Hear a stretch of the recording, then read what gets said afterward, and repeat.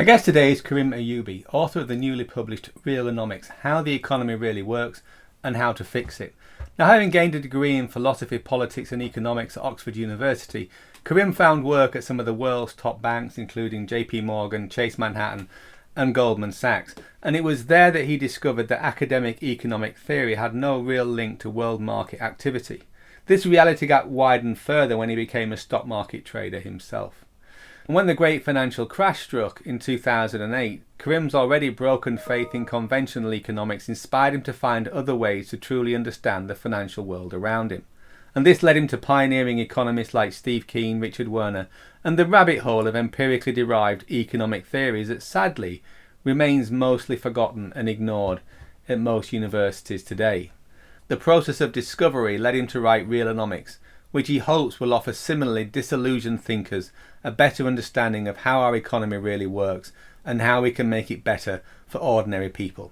So without further ado, let's get into the interview. So, Karim, we're celebrating the launch of Realonomics, How the Economy Really Works and How to Fix It. I'm just wondering, what drew you first to economics and how did that lead to writing a book about the problems that you uncovered? So when I was trying to decide what to study at university, the two choices that occurred to me were physics or PPE, which is politics, philosophy, and economics. And I guess both of those subjects, or my interest in those subjects, is grounded in wanting to understand the world around me better. Now, obviously, those are at two very different levels of understanding the world. And in short, I chose politics, philosophy, and economics because I figured reading physics at Oxford was just going to be really hard.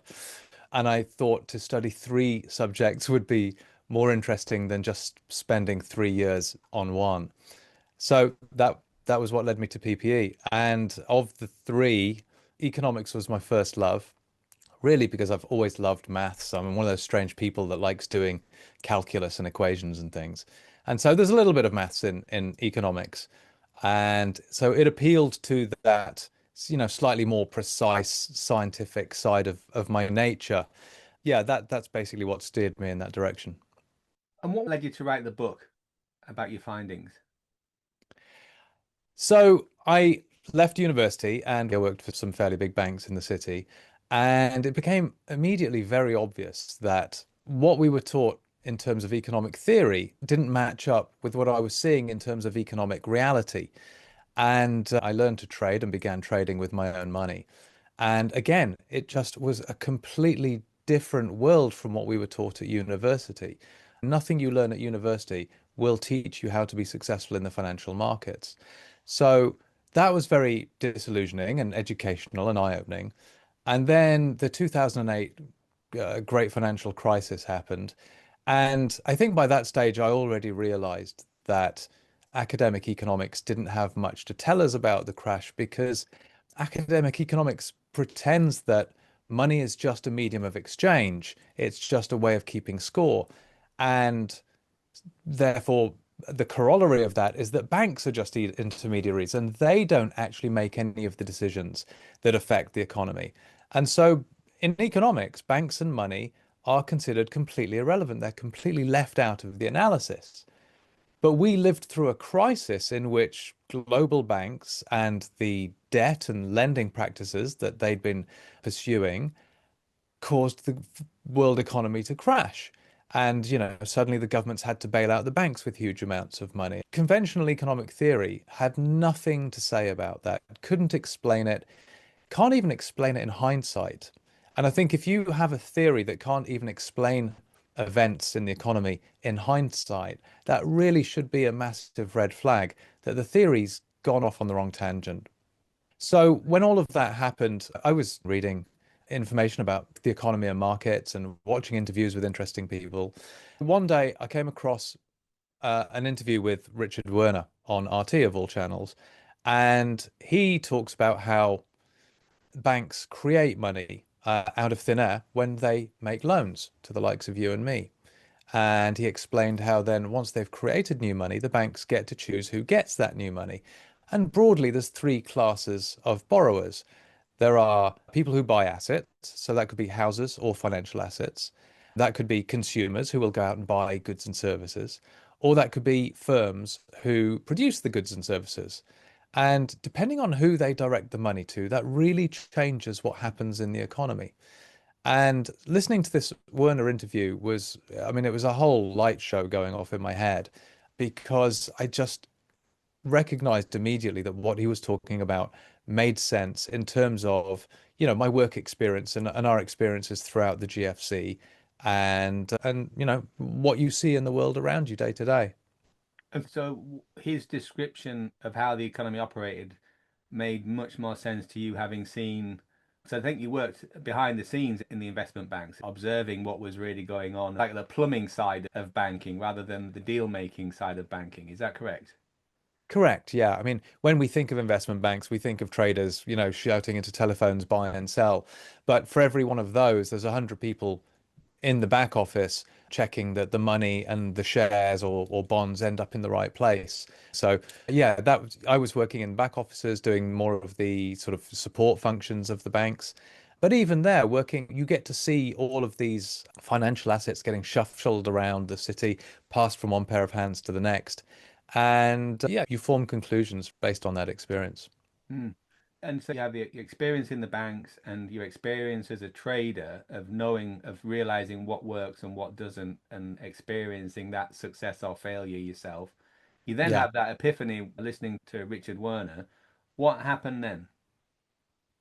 So I read his book, Princes of the Yen, which is a fantastic read. I learned more from reading that one book than I did in 3 years of economics at Oxford.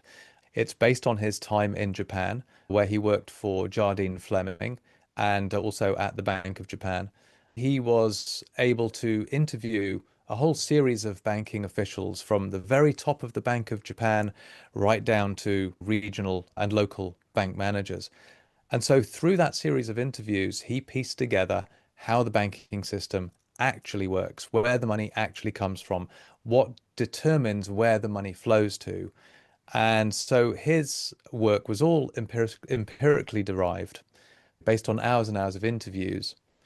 And it just makes sense. And once you understand how Japan was so successful in during the Japanese economic miracle, and then what caused the end of that Japanese economic miracle, the giant housing bubble that they experienced in the 80s and the crash of the early 90s, you can draw lessons from that apply to other economies. Now, a lot of economists think that Japan is just mysterious because they can't explain what happened in Japan in terms of the theory that they've been taught at university. But when you're looking at the world through the wrong lens, then yeah, sure, reality doesn't make a whole lot of sense. You have to get rid of your preconceptions, look at reality, and then derive your theory from that. The problem with academic economics is that it does it the other way around. They came up with the theory first, and most of the time just never bothered to look at the real economy and never bothered to ask, how does this work? Is our theory consistent with how this thing actually works? And you talk at the very start of the book about the economic delusion and the bonkers nature of some of the neoclassical economics assumptions. Could you just briefly introduce neoclassical economics and then tell us some of your biggest issues with, or the reasons why you say that it's a failed theory and not based on any sense of reality? Yeah, absolutely. And just as a quick disclaimer, in the book, I do not really differentiate between Keynesian and New Keynesian and neoclassical and various other modern strands of economic theory because I basically consider them all to be cheeks of the same arse. They're all strands of the same theory. They're all based on the same false assumptions and false logic. They just have subtle differences between them. So I refer to stuff as neoclassical, and some people might say, well, that's not technically neoclassical, that's Keynesianism. I honestly don't care. I don't think there's enough of a difference between them for it to be worth talking about because they're all making the same fundamental mistakes. And so when the theory was derived, one of the foundational assumptions, and when you're trying to make a model based on the real world, right? The real world's complex. So it makes sense to have some simplifying assumptions. But those assumptions have to be consistent with reality. If any of your assumptions are not consistent with reality, then by definition, the model's going to fail. And there's a whole series of assumptions that go into the logic of the neoclassical model. And almost all of them are wrong. So the first one is, for instance, that economists are trying to maximize this idea of utility or social welfare or sort of personal well-being. And the assumption that they use is that a consumer derives their utility or their well-being by consuming goods and services.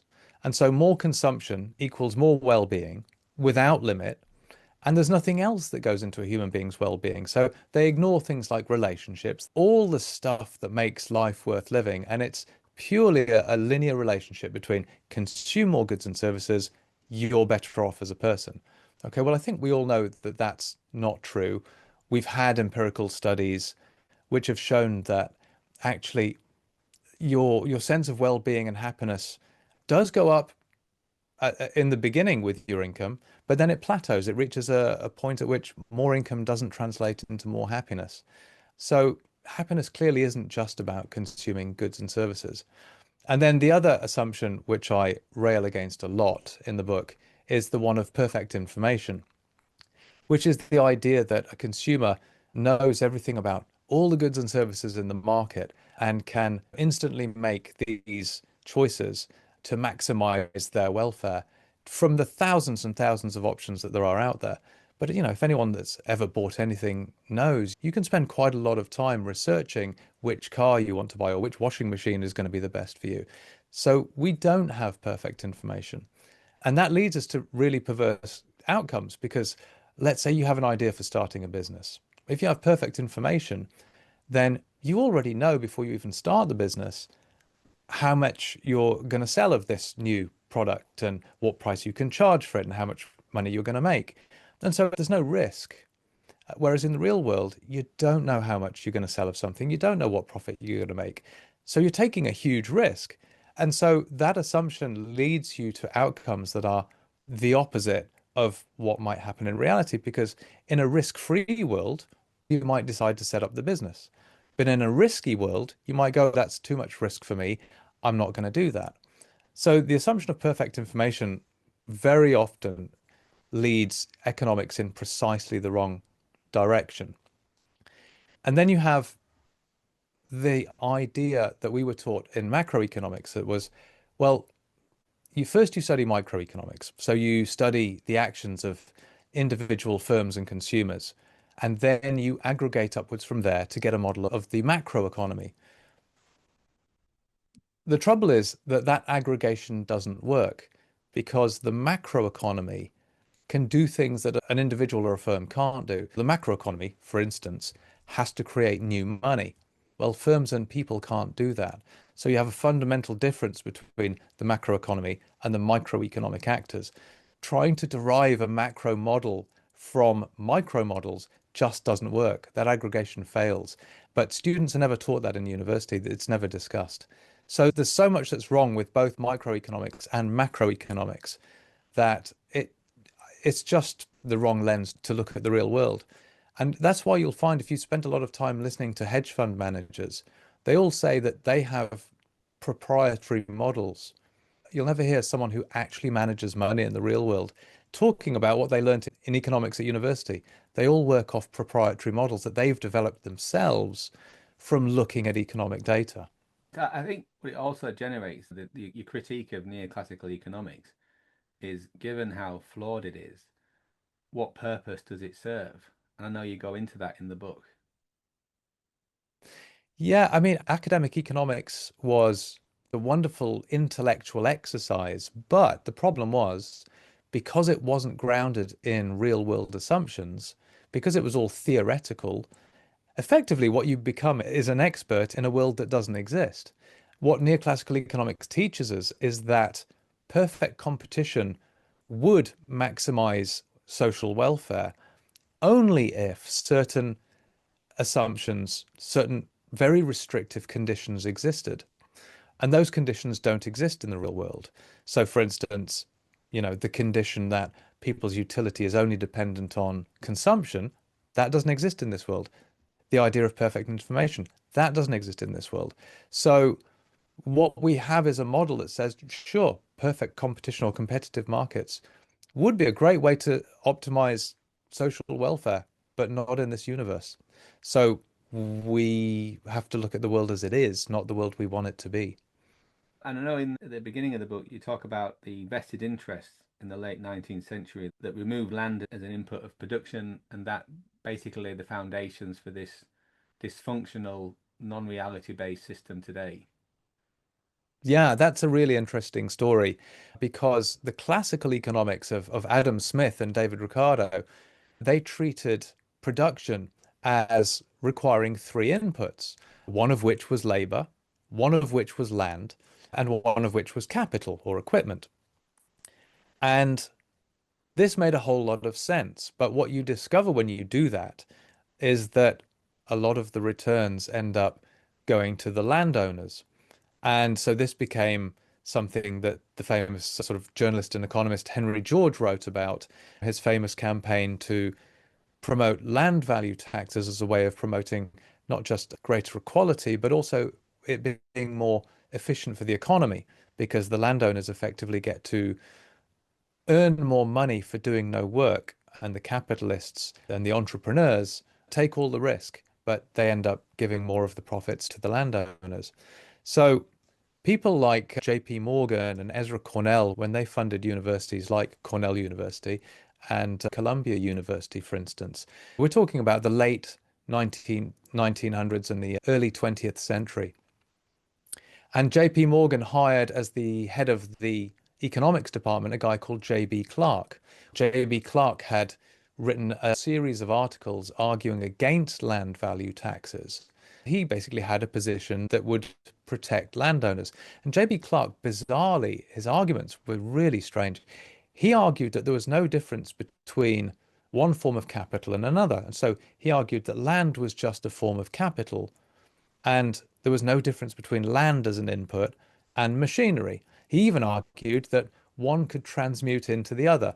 And I guess if you can show me a video of a field transmuting into a tractor, I'd be willing to buy that argument. But until I see a field turning itself into a tractor and then back again, I think J.B. Clark was just writing utter nonsense.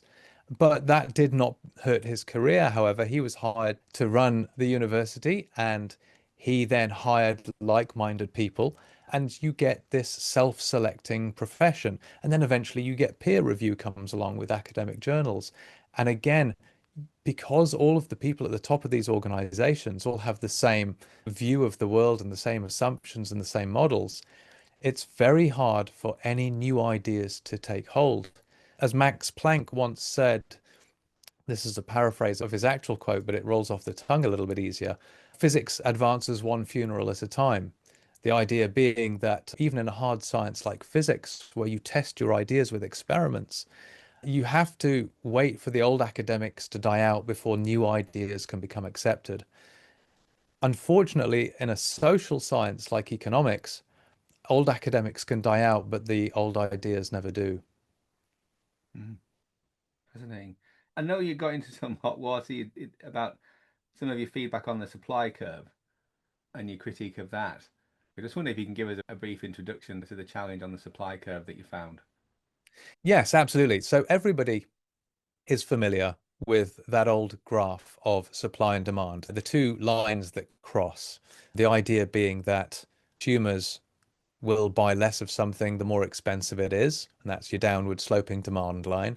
And if the price of a product goes up, then suppliers will be tempted to make more of it and to sell more of it. And so you get an upward sloping supply curve. Well, that's the story. Except in reality, when we go and look at real firms, what we see is that they benefit from economies of scale, which is to say that the more of something they produce, the cheaper it is for them to produce it. Buy fancier machines, they can negotiate bigger discounts with their suppliers. So all of those things would push the cost of production per unit downwards. So what you actually see for an individual firm is that as volume goes up, the cost per unit goes down.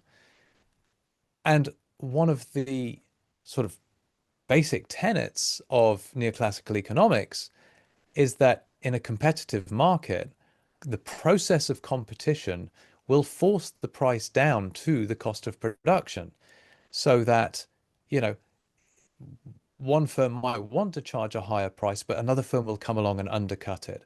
So competition drives the price down. And what we know is that the price falls with volume, which means then that the supply curve has to fall with volume. The price has to get lower as volume goes up, which tells me that the supply curve is downward sloping. And the critique I got was, no, no, you just don't understand. This curve just represents, firms' intentions.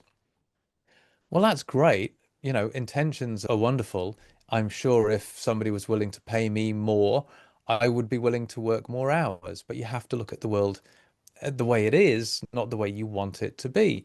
And the way it is in the real world is that somebody will come along and undercut you. So the force of competition will drive the price down. So it just doesn't make sense to have an upward sloping supply curve, which means then that whole, those twin lines of supply and demand is telling a false story. The world doesn't work like that. Mm. We know that the world doesn't work like that because the real economy is characterized by cycles. We have interest rate cycles, we have debt cycles, we have liquidity cycles, we have commodity cycles, we have the unemployment cycle. Everything is moving all the time. So this idea that you can have these two lines that come to a static equilibrium and that tells us that's how the economy works, it's just a nonsense from the start. The real economy is dynamic, so a static equilibrium model cannot possibly be telling the right story. No, no, very well put. Very well put. Now, I think for me, when I was reading the book for the first time, one of the most fascinating aspects of it and the most compelling parts of your argument was your focus on money. And I know you start the book with the quote from the wonderful quote from The Usual Suspects. The greatest trick the devil ever pulled was to convince people he didn't exist. And I know you talk about something else in the introduction, so our readers will need to get the book to see what that is. But for me, that was a great explanation of the banks, and the banks have managed to convince people that not that they don't exist, but just that you just need to leave them alone. They're not doing anything. They're just going about their business and not messing up the whole economy, which you've already described. Yeah. So the economic theory that I was taught at university assumes that everything is a trade-off between real things. So, you and I as workers, John, we decide to trade off our leisure time for money, and we use that money to buy goods and services. So really what we're doing is we're trading off our leisure time for goods and services, and money is just the intermediary between those two decisions. So economists use that as reason to say that money isn't playing any part in that decision. It's a trade-off between leisure time and consumption. And so we completely eliminate banks from the analysis. But in reality, the way that banks work is that they're not intermediaries between borrowers and savers. Let's say you were to go to the bank to ask for a loan because you want to buy my house. You say, okay, dear Barclays Bank, I want to buy Karim's house. Will you lend me £100,000? And Barclays will assess your ability to repay the loan because that's what they care about most. And then some employee will tell you, yes, John, we've looked at your application. We've decided to lend you the money. And he'll go to his keyboard and he'll type in some numbers and he'll say, Mr. Brown, you'll find your money available in your account for you. And that is new money. They literally create those digits on the screen by typing the numbers into the keyboard. That's it. It's new money. So it's a completely different process to having to take in savings first and then lend out the money. See, in the neoclassical model, the bank has to take in a deposit from a depositor, and then they can make a loan to you to go and buy a house or buy a car or whatever that is. But what happens is the other way around. You go into the bank and you say, I want the loan, please. And they say, no problem. We authorize the loan. That's happened already. Now you'll find the money in your bank account. So it's the authorization of the loan that creates the deposit in the bank account. So it's the reverse process from what neoclassical economics teaches. And what's the implication of that for the economy and for us as citizens? Yeah. So the implication of that is that banks are not just intermediaries. They're not just intermediating between people who save money and put it in the bank and people who borrow money and take it out of the bank.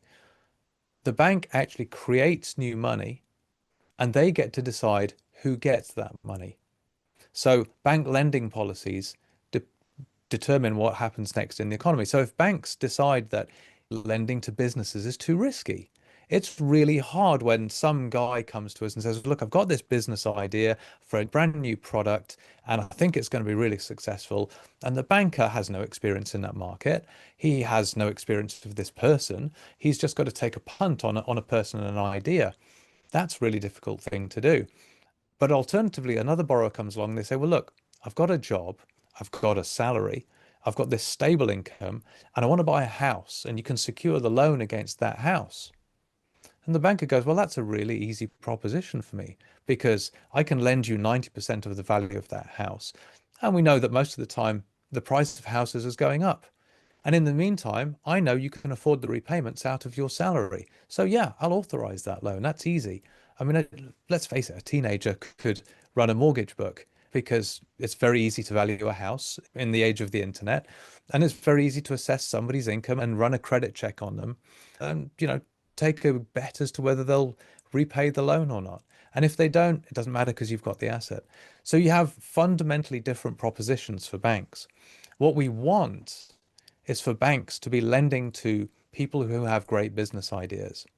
What we don't want is for banks to be lending money to just bid up the endless auction of house prices.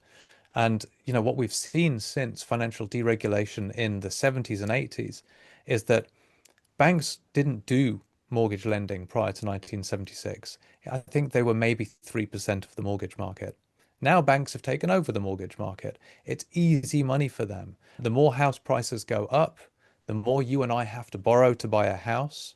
So the more money they're lending us and the more money they're making. It's great business for banks. It's very easy for them to do that. Whereas, lending to businesses is hard. But if they were lending money to businesses, then what we would see would be actually a much faster rate of GDP growth because all of those entrepreneurs who have great ideas would be able to get the finance in order to be able to implement their great ideas. Yeah. Yeah, and I think in the book about how the money that the government or we as citizens and taxpayers gave to the banks, how little of it worked through to the real economy. And Mm, I think that builds nicely on the point you just made about who banks choose not to lend to, making such yeah, a massive difference on economic development. yeah. So one of the concepts that I discuss at length in the book is this idea that you have to disaggregate the economy to understand it. Once you stop trying to look at the economy in terms of trade-offs between real things like leisure time and goods and services, once you start looking at the economy in terms of the flow of money, then you start to get a picture of how the macroeconomy actually works. So quantitative easing was a great example of a great demonstration of the principle of the disaggregated theory of credit. It's a fancy name, but basically the theory of credit is just the theory of where money comes from because all money is created as debt. And disaggregated means, well, there are basically three different pools that money can end up in. As I said earlier, banks can ultimately lend to three classes of borrowers, one of which would be asset buyers. If you lend money to people who buy houses and you have a fixed supply of houses, then the more and more money you shovel to house buyers, the more and more you are going to fuel an auction that bids up the price of houses. If you funnel money to people that buy financial assets, and lending to financial institutions is the second largest sector of bank lending. So the more money you create and lend to hedge funds, well, the hedge funds are going to go out and their job is to buy financial assets. So there's a fixed supply at any one time of those assets. So the more money you lend to hedge funds, the more money ultimately is going to go into the financial markets. And that will result in an auction where they bid up the price of financial assets. If you create money and lend it to consumers, well, they'll go out and spend, spend, spend. And, they'll go out to the shops and they'll buy goods and services with that money up until the point that you reach capacity in the economy. And then you're just fueling then the bidding up of retail prices. We got a great demonstration of that during COVID, by the way, because we actually did two things during COVID, where we printed lots of money and gave it to consumers. And at the same time, we told firms to shut down as we went into lockdown. So what you saw then was a rising amount of money in the hands of consumers, but a fall in the amount of goods and services that they could spend that money on. And so too much money chasing too few goods and services, as Milton Friedman famously told us, that's basically the cause of inflation. And then, as I said earlier, the third class of people you can lend money to is the firms that can create the goods and services and the economic growth that we actually want. Based on your research and experience, what countries have got it right in terms of running the economy more successfully to encourage businesses to invest and to grow the economy and to grow productivity? Yeah, the ultimate example of this is Japan, post-war, 1945 to 1973. The Japanese economy grew at 10% per annum every single year with near zero inflation and not a single recession. So that's almost 30 years straight of 10% per annum growth. The interesting thing about that story is that the Japanese acquired huge amounts of reserves and then they went on a shopping spree and they started buying up businesses and real estate all across America and Europe. Would you mind telling us what your secret is so we can have some of that? The American response instead was, hey, you guys are doing a little bit too well. You might have to slow down a little bit. And so the Japanese came under huge amounts of pressure from the Americans to reform their system to become more like America, rather than America going, we can level up here and become more like Japan. So it's a case of the vested interests again took over. And yeah, so Japan's growth in the 70s then fell to about 3.5% per annum. But what was it that they were doing that prompted the 10% growth? So the Japanese economy was, according to neoclassical economics, it should have been a basket case because they had monopolies were legal, cartels were legal, they had a lifetime tenure for employees, seniority pay for employees. The firms basically were allowed to marginalize shareholders. The firms would reinvest all of their profits for growth rather than paying it out to the shareholders. So the firms were really geared up for growth. And this was a throwback to the wartime economy because during World War II, all of these firms were geared up to maximize production for the war effort. And all that happened in 1945 was that that train kept rolling, but it became an export machine instead of a war machine. And I know you then take the examples and the lessons from Japan and share how China reapplied them to generate their economic miracle. Deng Xiaoping visited Japan in 1978 and 1979. And he asked the Japanese what was the secret to their success. They told him, you need to create lots and lots of banks. The Soviet model of centralization is it doesn't work. You need to create this huge network of lots and lots of banks. And then you tell the banks, go out and find customers, go and lend. But you prioritize who you're lending to. So under the Japanese system, banks were told you have to grow your lending by so much each year, and you have to prioritize firms that are producing goods for export. They were at the top of the rank. Next up was firms who are producing capital goods. And then you had firms that were producing goods for domestic consumption. And way down the list, at the bottom of the list, was lending for consumers or lending for people who wanted to buy assets like houses. So banks funneled the money to the firms that were creating goods for export. And that's how Japan basically developed this enormous exporting machine of an economy. And so Deng Xiaoping did the same thing. The first thing he did as leader of China from 1979 on was to create 2,000 banks, many of them state-owned, but many of them privately owned. And the Chinese government tells them, you will go out and lend this much this year, and this is who you'll prioritize the lending to. And we can see the results since 1979. China was growing at 10% per annum until not too long ago. They had a few bumps along the way, but they have brought 800 million people literally out of poverty into the apartment owning, iPhone owning middle class in 40 years. And the world has never seen a rate of progress like that. And it's a direct result of this banking policy because they treat money as being genuinely the lifeblood of the economy, which it is, as opposed to neoclassical economics, which treats money as something that's completely irrelevant. So, Karim, we have a budget coming up from the Chancellor of the Exchequer, Rachel Reeves, or in America, the equivalent would be the Treasury Secretary. If she were to adopt a realonomic approach to running the economy, what recommendations would you make for her? Yeah, great question, John. So, first of all, I can tell Rachel Reeves what she shouldn't do. What she's trying to do is reduce the debt to GDP ratio. Like, they're worried because it's up at about 100%. And, it's conventional economic wisdom that you shouldn't let your debt to GDP ratio reach 100%.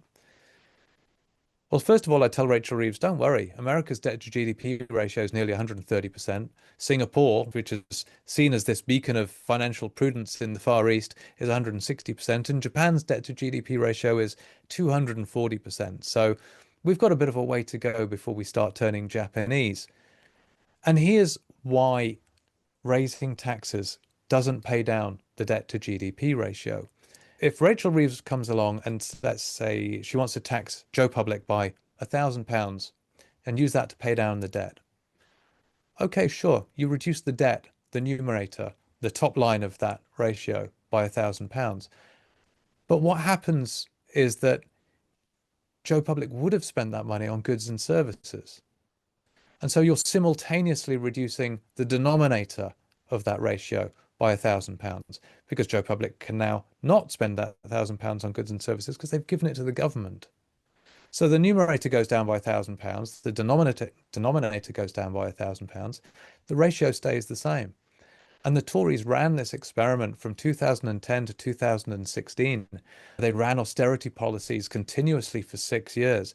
And if you look back, the debt to GDP ratio went up in a straight line the whole time. So it didn't work.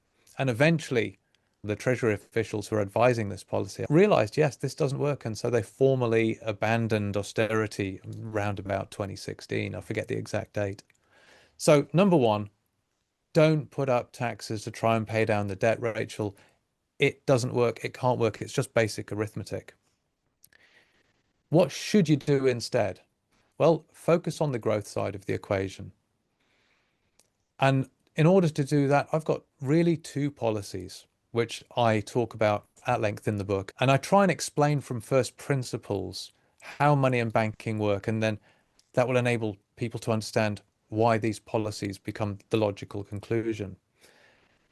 And the first of which is if you want growth, you've got to make sure that the money that's being created in the economy is ending up in the hands of the people that will create the growth.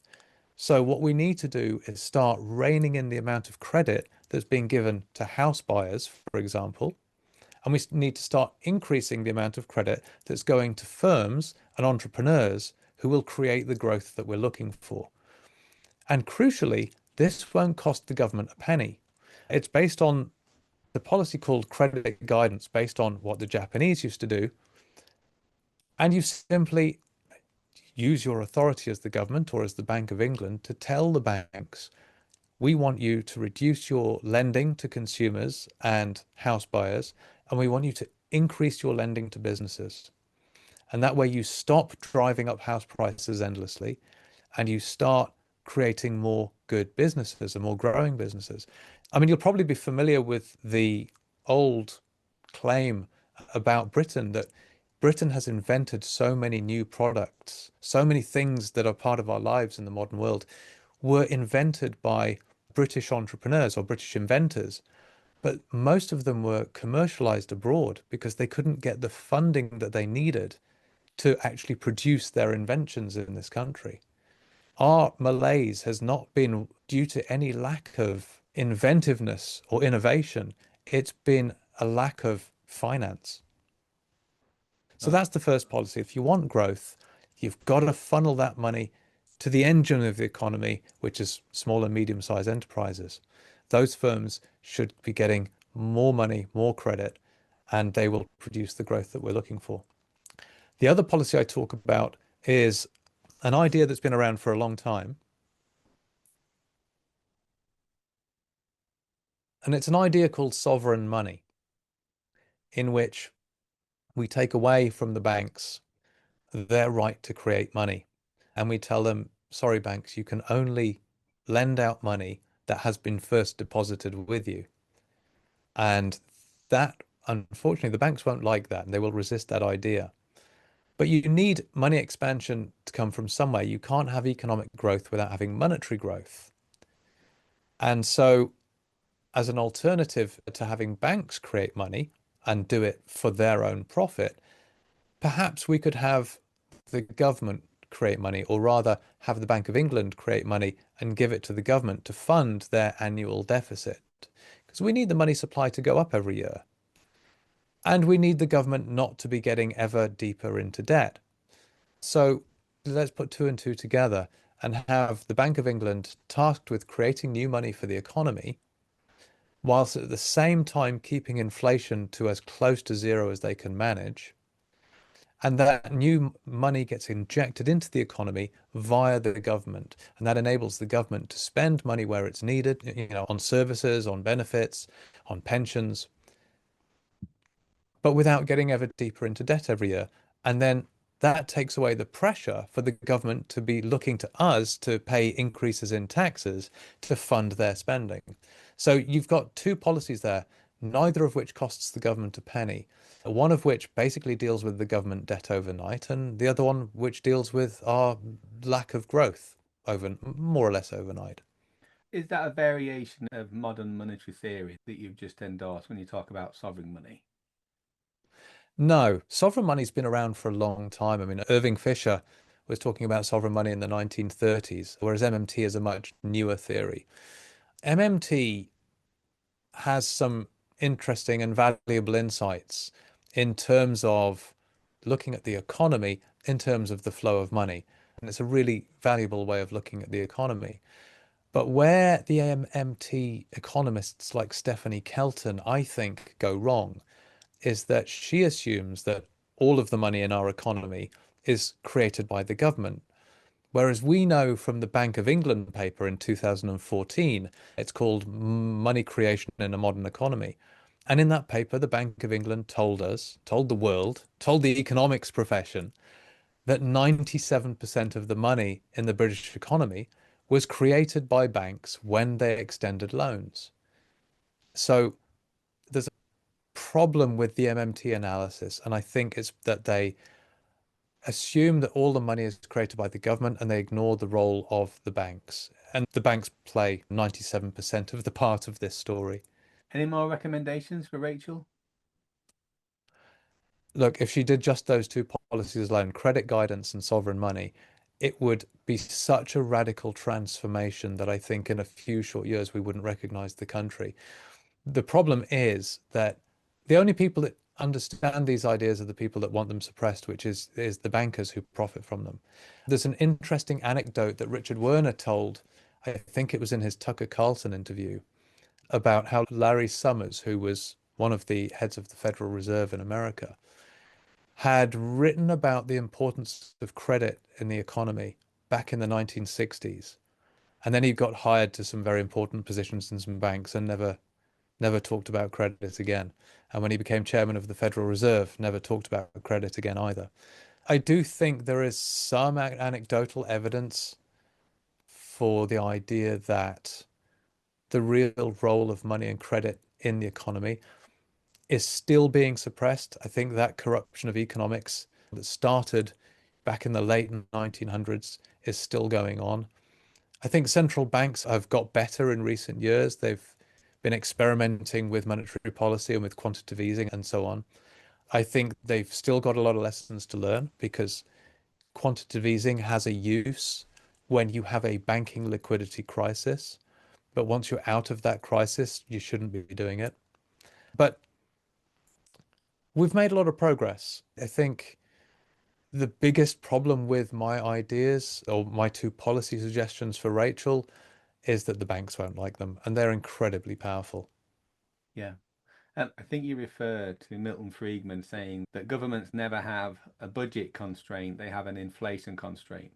Correct. In fact, And and it wasn't just Milton Friedman that said that. There's a whole host of well-known economists who've said exactly that statement. is there anything you'd like to say to our listeners before we wrap up the interview?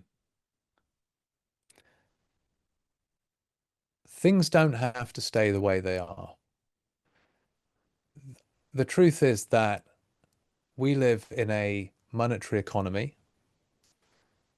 If you want growth in goods and services, and we can have an argument as to whether infinite growth is the right model for this world or not, but if we assume for the minute that we want to maintain this growth model, then you have to have growth in the amount of money. And you have to channel that money to the engine of the economy, which is your small and mid-sized enterprises. And in order to do that, you need a large and diverse banking system, because what we tend to find is that large banks like to do large deals with large clients, and medium-sized banks will tend to do medium-sized deals with medium-sized clients.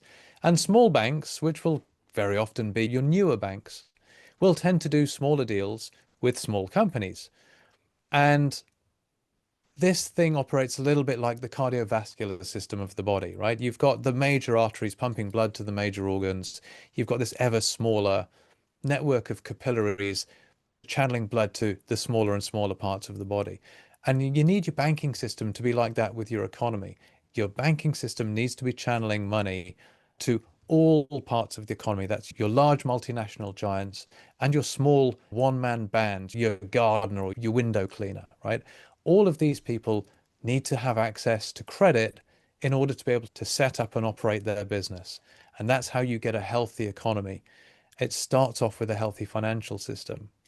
In Britain, we've moved too much in the wrong direction. We have now four global banking giants that dominate the UK banking sector. We've got the big five accountancy firms, the big five hotels, the big five supermarkets. Everything has become the big five. And that, I think, is a huge failure of our government and our Competition Commission to allow so much concentration in all of these industries, but especially in banking, because if you have a concentrated hotel industry, who cares? But for the banking industry, they create money and they determine who gets that money. And then that determines what happens next in the economy. So it really is important for the Competition Commission and for the government to appreciate that the banking sector isn't like other sectors. We need it to be large. We need it to be diverse. We need to not have any banks that are too large to fail. If they're too large to fail, they're too large. So break them up. Stop all of these mergers. But more importantly, we need a constant flow of new startup banks. You need to facilitate the constant creation of new small banks who will be there at the local community level to fund your small and medium-sized enterprises. And that's how you keep this flow of credit going to all of the people, all of the actors in the economy that are going to create the growth that you're looking for. Does that make sense? Total sense. Great point. So what we have to do, amongst other things, maybe Rachel Reeves can consider banking regulation reform, because we have, well, it's said that if you were to print out the entire banking code on paper and pile it up, it would be as tall as Nelson's column. That's an awful lot of regulation. And, one person could not possibly ever become an expert in that much information. So we have huge banks with huge compliance teams who are there to deal with this regulation. If you or I wanted to start up a bank tomorrow, John, we wouldn't be able to. But really, we want a world in which some small person could come along and say, yeah, you know what? I'm going to start up a bank. I'm going to do things differently from these other guys. I'm going to give my customers a better level of service. But it's impossible. We've had almost no new bank start up in the UK in the last 100 years. And that's because of regulation. And the regulation creates these monopolies and these oligopolies. So that needs to change. Brilliant. Great point. Well, Grim, it's been an absolute pleasure. I'm excited to see how Realonomics does in the market. I think it's a great book and it's a fantastic contribution. So thanks for your time and thanks for writing the book. Thank you very much, John. I really appreciate it. Thank you for listening to the Shepheard-Walwyn podcast. To explore these ideas further, be sure to visit our website www.Shepheard-Walwyn.com, and join our mailing list for news and special offers. Check out our authors and buy the books to learn more. And you can also find us on social media. Links are also on the website.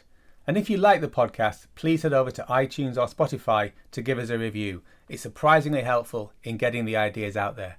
So until next time, keep reading